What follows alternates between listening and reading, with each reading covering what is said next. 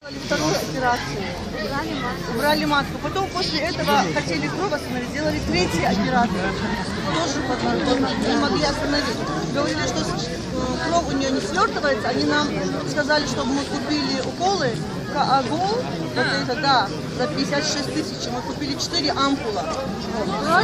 Они уже знали, что она мертвая, и они нас заставляли их покупать. После родов было же все хорошо, она с нами разговаривала. Вот этот промежуток с часу до 7 она упущение сделала. Они не сказали нам ничего. У них нет, что нам сказать.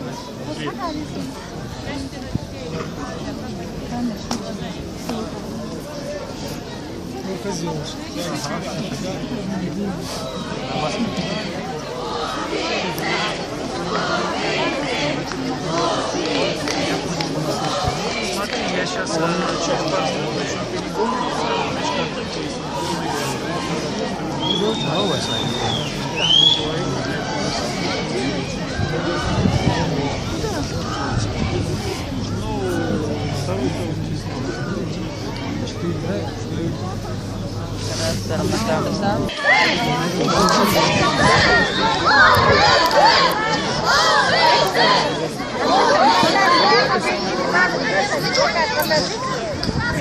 Сейчас надо было чтобы они взялись.